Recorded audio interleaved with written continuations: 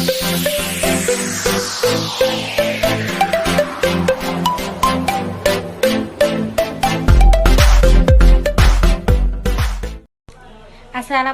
warahmatullahi wabarakatuh. Hai semuanya, perkenalkan nama saya Ristina Adi, NIM P071281210073. Berasal dari Prodi Sarjana Terapan Kebidanan tingkat 1 semester 1. Di sini saya akan membahas mengenai anatomi sel-sel darah. Pada kesempatan ini, saya akan membahas mengenai materi anatomi fisiologi, yaitu mengenai anatomi fisiologi sel-sel darah. Adapun pada bagian 1 saya akan membahas mengenai perkembangan sel darah, yaitu saya akan menjelaskan bagaimana proses terjadinya hematopoiesis dan tempat terjadinya hematopoiesis. Sebelumnya saya akan menjelaskan apa itu hematopoiesis. Hematopoiesis merupakan proses pembentukan komponen sel darah di mana terjadi proliferasi, maturasi, dan diferensiasi sel yang terjadi secara serentak. Proses yang terjadi bisa lebih jelas dilihat melalui gambar di bawah ini.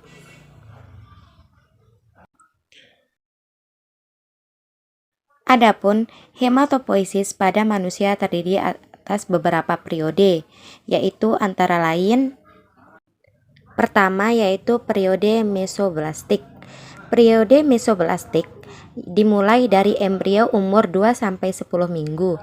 Tempat terjadinya yaitu di dalam Yolsek dan menghasilkan HBG1, HBG2, dan HB Portland.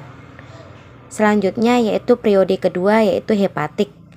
Hepatik dimulai sejak embrio berumur 6 minggu, tempat terjadinya di hati, sedangkan pada limpa terjadi pada umur 12 minggu dengan produksi yang lebih sedikit dari hati. Di sini menghasilkan HB atau hemoglobin. Selanjutnya, periode terakhir yaitu mieloid, di mana pada usia kehamilan 20 minggu terjadi di dalam sumsum tulang, kelenjar limfonoid, dan timus.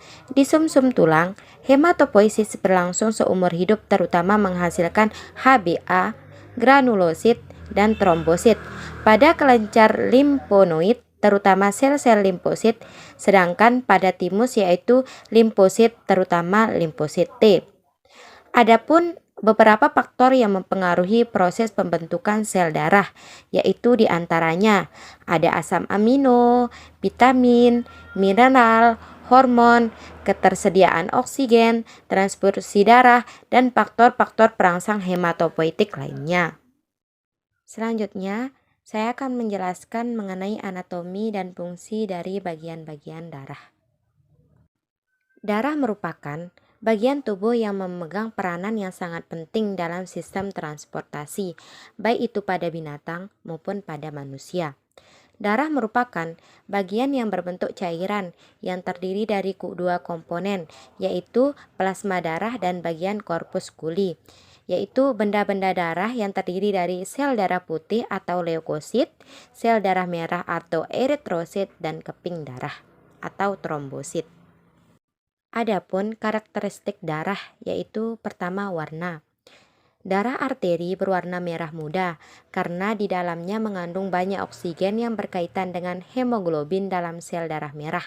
Sedangkan darah vena berwarna merah tua atau gelap karena kurang oksigen dibandingkan dengan darah arteri. Yang kedua, viskositas. Viskositas darah atau kekentalan darah yaitu 3/4 lebih tinggi daripada viskositas air, yaitu sekitar 1048 sampai dengan 1066. Yang ketiga yaitu mengenai pH. pH darah bersifat alkalin dengan pH 7,35 sampai dengan 7,45. Selanjutnya yaitu mengenai volume darah. Pada orang dewasa, volume darah sekitar 70 sampai dengan 75 ml per kilogram per BB atau sekitar 4 sampai dengan 5 liter darah. Selanjutnya itu saya akan membahas mengenai fungsi darah. Fungsi darah yaitu berbagai macam, antara lain sebagai respirasi, nutrisi, ekskresi, memelihara keseimbangan asam basa dalam tubuh agar tetap normal, mengatur keseimbangan air melalui efek darah pada permukaan air antara cairan yang beredar dan cairan jaringan, mengatur suhu tubuh melalui distribusi panas tubuh. Yang ketujuh, membentuk pertahanan terhadap infeksi melalui sel darah putih dan antibodi dalam sirkulasi, mengangkut hormon dan metabolisme. Selanjutnya yaitu mengangkut metabolit koagulasi. Peran ini dilakukan oleh trombosit dan fraksi fibrinogen yang terkandung dalam protein plasma. Selanjutnya saya akan membahas mengenai pembentukan sel-sel darah in utero atau janin, bayi, dan anak. Eritrosit atau sel darah merah dihasilkan pertama kali di dalam kantong kuning telah saat embrio pada minggu-minggu pertama. Adapun proses pembentukan eritrosit disebut dengan eritropoiesis. Setelah beberapa bulan kemudian, eritrosit terbentuk di dalam hati, limpa, dan kelenjar sumsum tulang belakang. Produksi eritrosit ini dirangsang oleh hormon eritroprotein. Setelah dewasa, eritrosit dibentuk di sumsum tulang membranosa. Semakin bertambah usia seseorang, maka produktivitas sumsum tulang semakin menurun. Adapun sel pembentuk eritrosit adalah hemositoblas, yaitu sel batang mieloid yang terdapat di sumsum tulang belakang. Sel ini akan membentuk berbagai jenis leukosit, eritrosit, megakariosit atau pembentuk keping darah. Rata-rata umur sel darah merah kurang dari 120 hari. Sel-sel darah merah menjadi rusak dan dihancurkan dalam sistem retikulum endotelium, terutama dalam hati dan limpa. Globin dan hemoglobin dipecah menjadi asam amino untuk digunakan sebagai protein dalam jaringan-jaringan zat besi dalam hem dari hemoglobin, dikeluarkan untuk dibuang dalam pembentukan sel darah merah lagi. Sisa hem dari hemoglobin diubah menjadi bilirubin atau warna kuning empedu dan biliperdin, yaitu warna kehijau-hijauan yang dapat dilihat pada perubahan warna hemoglobin yang rusak pada luka memar. Adapun sirkulasi darah pada janin dalam rahim tidak sama dengan sirkulasi pada bayi dan anak umumnya. Dalam rahim, paru-paru tidak berfungsi sebagai alat pernapasan. Pertukaran gas dilakukan oleh plasenta. Pembentukan pembuluh darah dan sel darah dimulai minggu ketiga dan bertujuan untuk menyuplai embrio dengan oksigen dan nutrien dari ibu. Darah mengalir dari plasenta ke janin melalui vena umbilicalis yang terdapat dalam tali pusat. Jumlah darah yang mengalir melalui tali pusat sekitar 120 ml per kilogram per BB per menit atau sekitar 500 ml per menit. Melalui vena umbilicalis dan ductus venosus, darah mengalir ke dalam vena cava inferior, bercampur darah yang kembali dari bagian bawah tubuh. Masuk antrium kanan di mana aliran darah dan vena cava inferior lewat melalui foramen ovale ke antrium kiri. Kemudian ke ventrikal kiri melalui arcus aorta, darah dialirkan ke seluruh tubuh. Darah yang mengandung karbon dioksida dari tubuh bagian atas memasuki ventrikal kanan melalui vena cava superior. Kemudian melalui arteri pulmonalis besar meninggalkan ventrikal kanan menuju aorta, melewati ductus arteriosus. Darah ini kembali ke plasenta melalui aorta, arteri iliaca interna dan arteri umbilicalis untuk mengadakan pertukaran gas selanjutnya. Foramen ovale dan ductus arteriosus berfungsi sebagai saluran atau jalan pintas yang memungkinkan sebagian besar dari cardiac output yang sudah terkombinasi kembali ke plasenta tanpa melalui paru-paru.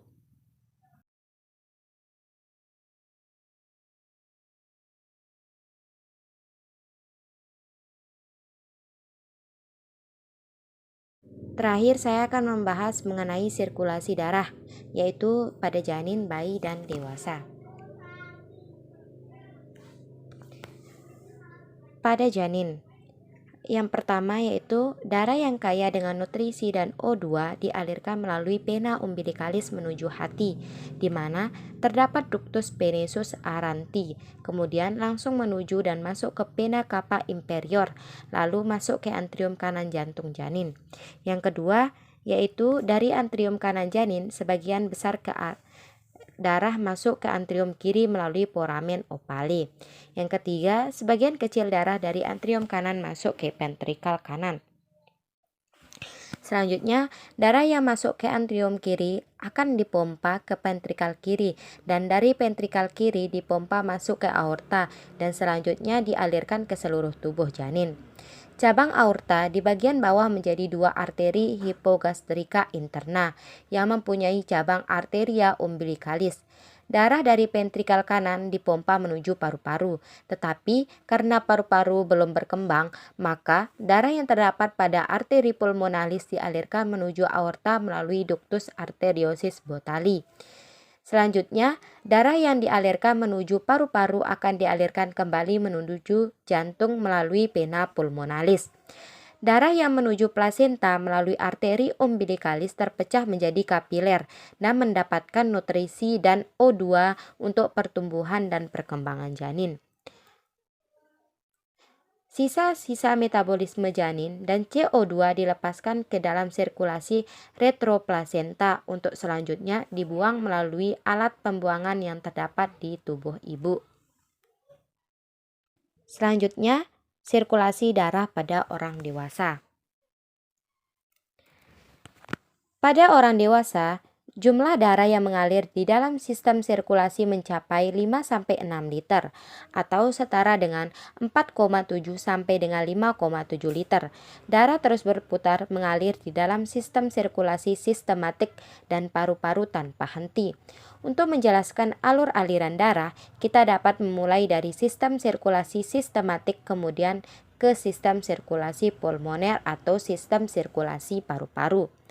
Yang pertama, sistem sirkulasi sistematik, yaitu mulai dari jantung, bilik atau ventrikal kiri, menuju aorta, menuju ke arteri, menuju ke arteriol, selanjutnya ke kapilari bed atau api anastomose, selanjutnya ke venu, selanjutnya ke pena dan ke pena cava, baik itu pena cava inferior dan pena cava superior. Selanjutnya yaitu kembali ke jantung, yaitu antrium atau serambi kiri.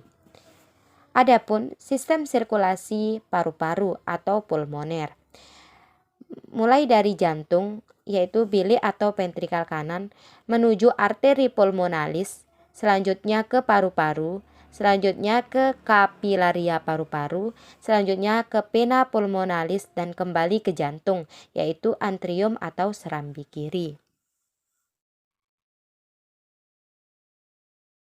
Ucapkan terima kasih banyak telah menonton video saya sampai akhir. Apabila terdapat kesalahan dalam video saya, mohon untuk dimaklumi karena kita sama-sama belajar. Sekian, wassalamualaikum warahmatullahi wabarakatuh.